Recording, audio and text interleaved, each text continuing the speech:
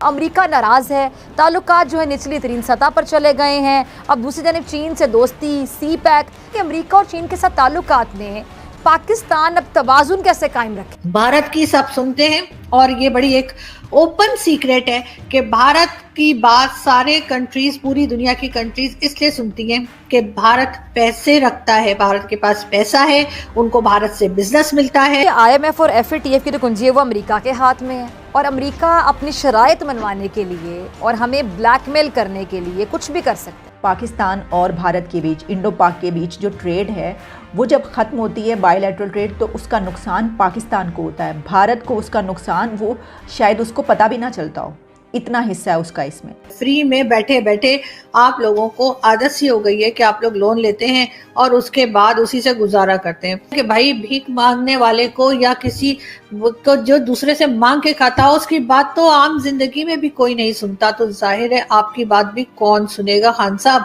आपने सबसे पहले घबराना नहीं है।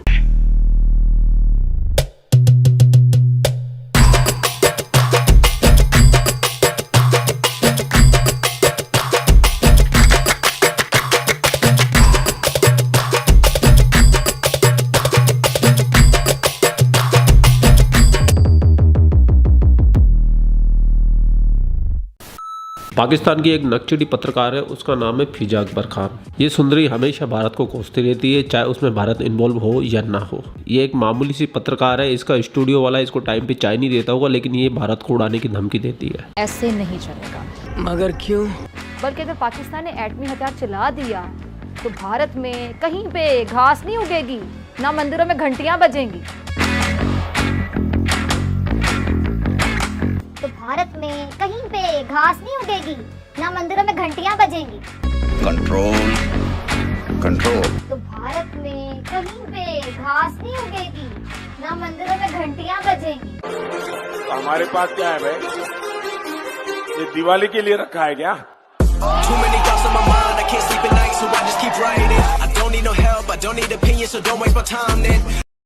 लेकिन कभी कभी माँ सरस्वती की इसके ऊपर कृपा होती है और इसको अपने घर के अंदरूनी हालात के बारे में भी पता चलता है। ऐसा ही हाल कुछ पाकिस्तान का है। पाकिस्तान कर्जों से घिरा हुआ है, IMF का कर्जा बढ़ता जा रहा है, FATF ने इन्हें ग्रे लिस्ट में डाला हुआ है। ऊपर से चाइना ने सी पैक का काम बंद कर दिया है। पाकिस्तानी को लग रहा है चाइना ने हमें धोखा दे दिया है। अमेरिका हमें आए दिन दड़िया देता रहता है, धमकियाँ देता रहता है। तो इस पाकिस्तानी पत्रकार को बिलखते हुए हम करेंगे एंजॉय। और ये न्यूज वीडियो है, आप देखिए, आपका भाई मिलेगा आपको आखिरी में। ठीक है।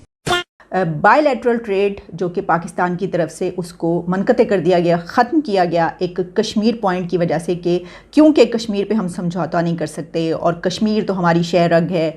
और हमें याद है कुछ अर्सा पहले ये हुआ, अचानक से ये भी हुआ कि ये हुकूमत जो है ये अब बायलैटरल ट्रेड को स्टार्ट कर रही है और उसका आगाज़ कर देगी।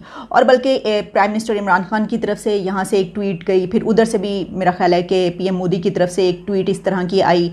लेकिन उसके बाद ये सब इंतज़ार में थे कि अब कैबिनेट में डिसीजन होगा और फिर ये देखा जाएगा। लेकिन फ़ैसला क्या हुआ कि नहीं, हम बायलैटरल ट्रेड शुरू नहीं कर सकते, ये जो है ये इसी तरह रहेंगी और बिल्कुल हमारी कोई ट्रेड नहीं होगी। और इसकी वजह यह कि जब तक वहाँ पर 370 का फ़ैसला वापस नहीं लिया जाता तब तक हम अपनी ट्रेड स्टार्ट नहीं करेंगे। तो मैं आपको अब ये बताना चाहती हूँ कि इस एक फ़ैसले की वजह से, इस ज़िद की वजह से पाकिस्तान की एक्सपोर्ट्स को, जो कि पाकिस्तान का सामान भारत जाता था, उसमें कितना नुकसान हुआ है। $0.99 मिलियन फ्रॉम $1.035 मिलियन।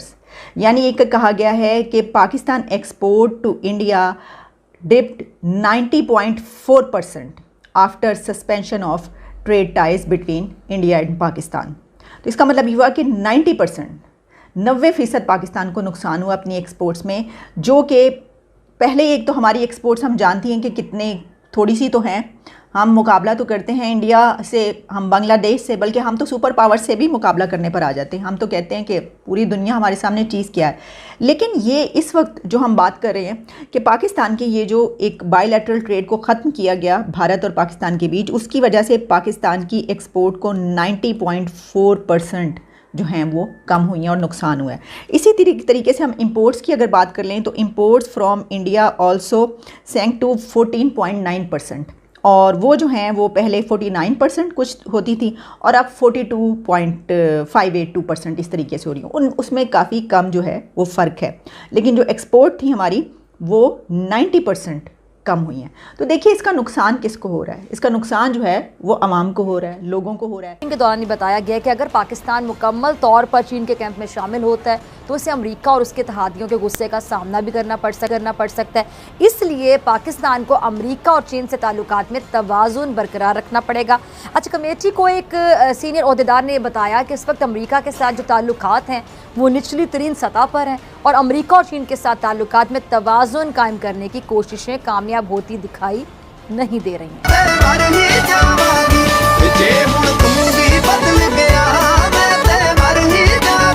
अच्छा, पार्लियामेंट को यह भी बताया गया है कि अगरचे चीन पाकिस्तान का देरीना दोस्त है, इत्तेहादी है, तहम IMF और FATF की जो कुंजी अमेरिका के हाथ में है और वो इसके ज़रिए पाकिस्तान के लिए मुश्किलात भी पैदा कर सकता है और इसके अलावा वो हमारी जो बरामदात हैं उस पर पाबंदियाँ भी लगवा सकता है। बिगड़ साहब, तालिबान की हुकूमत आने के बाद खास तौर पर एब्सोल्युटली नॉट कहा, उसके बाद अमेरिका नाराज़ है, ताल्लुकात जो है निचली तरीन सतह पर चले गए हैं। अब दूसरी जानब चीन से दोस्ती, CPEC, ये बताएं कि अमेरिका और चीन के साथ ताल्लुकात में पाकिस्तान अब तवाज़ुन कैसे कायम रखे? देखें, एक बात डॉक्टर फिजा बड़ी क्लियर है कि हमें तवाज़ुन रखने की ज़रूरत नहीं है जी। हमें पता है कि हमारा कौन दरीना टाइम टेस्टेड फ्रेंड है, उसको तो हम किसी हालत में सेक्रीफाइस नहीं कर सकते। Yes, America is a super power and we should remain engage with them. उनको सारी बताएं कि जी दिस इज व्हाट हमारी प्रॉब्लम है, ये हम आपसे एक्सपेक्ट करते हैं, आपने जो कुछ हमने जो आपके लिए किया and what all you have done for us, हम इसमें बहुत लेट डाउन हुए हैं। सेकंड बात ये कि ये तालिबान की बातें, अगर आपको याद हो इलेक्शन के बाद बाइडेन ने प्राइम मिनिस्टर पाकिस्तान टेलीफोन तक नहीं किया, कोई एंगेजमेंट नहीं की है।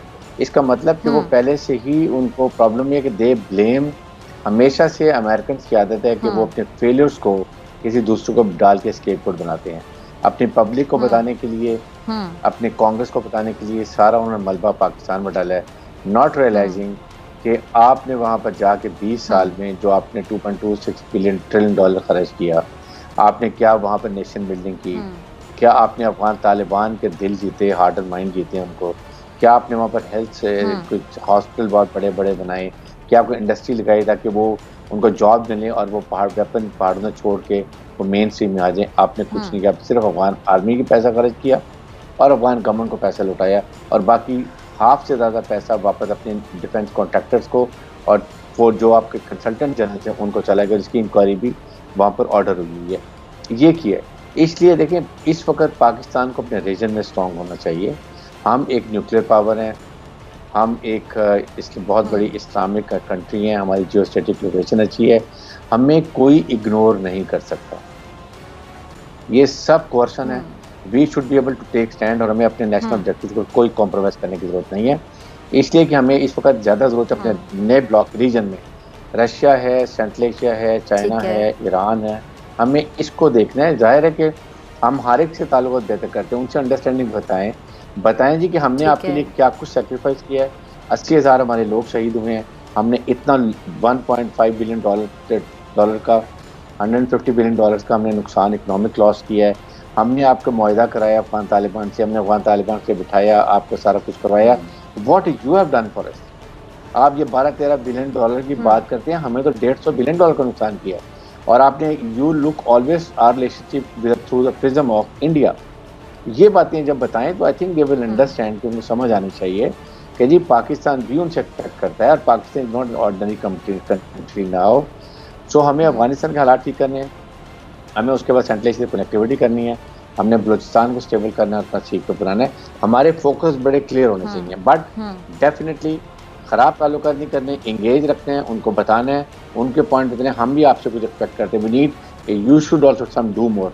ये चीज़ें हमें उनको करने की जरूरत है। ठीक है। अच्छा, ये बात भी दुरुस्त है ना बिगड़ साहब कि IMF और FATF की जो कुंजी है वो अमेरिका के हाथ में है और अमेरिका अपनी शराइत मनवाने के लिए और हमें ब्लैकमेल करने के लिए कुछ भी कर सकता है, क्या कहेंगे? देखें, एक बात याद रखें कि ये सारे आपको जो लोन्स वगैरह मिलते हैं ये 5 to 10% हाई एलीट के लिए मिलते हैं और इसके अलावा मुझे बताएं कि आप 80% आवाम जो वो गुर्बत में है, वो गाँव की लाइफ करते हैं, विलेज बेस्ड हैं।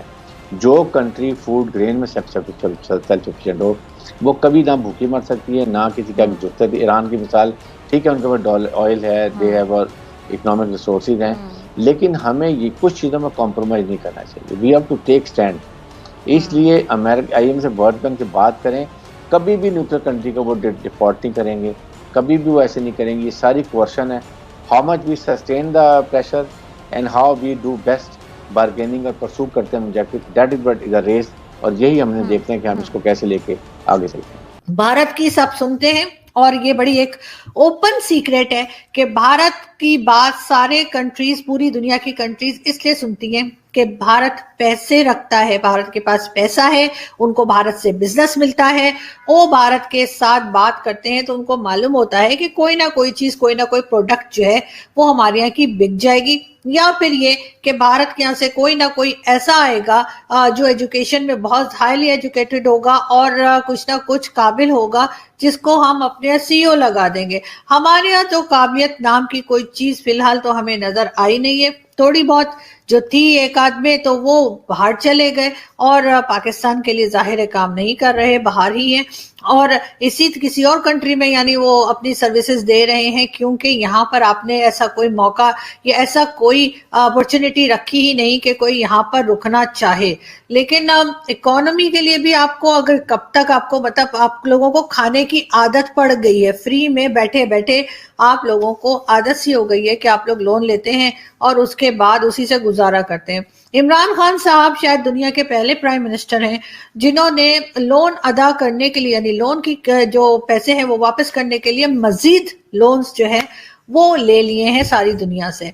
और शायद इमरान खान साहब जो हैं पहले प्राइम मिनिस्टर हैं दुनिया के जिन्होंने चोरों को पकड़ने के लिए अपने इर्द गिर्द भी चोरों का एक टोला जमा कर लिया है।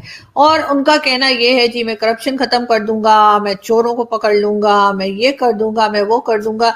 लेकिन मेरे ख्याल है कि शौकत तरीन साहब बिल्कुल सही बात कर रहे हैं और वाकई में 20 से 30 साल पाकिस्तान को कुछ नहीं करना चाहिए, सिर्फ और सिर्फ अपनी इकोनॉमी पे काम करना चाहिए। 20-30 साल के बाद अगर आप अपनी इकोनॉमी को स्टेबल कर पाएं तो उसके बाद जो है वो फलस्तीन हो या कश्मीर हो या अमेरिका हो या कनाडा हो, उसके नारे लगाते रहेगा। उसे नारे लगाने में अभी भी कोई हर्ज नहीं है, इसलिए कि किसी को कख फर्क नहीं पड़ता आपके इन नारों से। लेकिन हाँ ये जरूर है कि जैसे हमारे यहाँ कहा जाता है ना कि भाई भीख मांगने वाले को या किसी को जो दूसरे से मांग के खाता हो उसकी बात तो आम जिंदगी में भी कोई नहीं सुनता, तो जाहिर है आपकी बात भी कौन सुनेगा खान साहब, जब तक कि आप मुल्क की इकोनॉमी पे काम नहीं करेंगे। यानी अपने खाने को तो है नहीं और आप बार जो है वो अफगानिस्तान की बात कर रहे हैं और अफगानिस्तान के लिए कुछ ना कुछ मांगते रहते हैं और फंड जमा करने की बात करते हैं। मेरा ख्याल है जो शौकत खानम के हॉस्पिटल के जमाने से जो फंड जमा करने की आदत पड़ी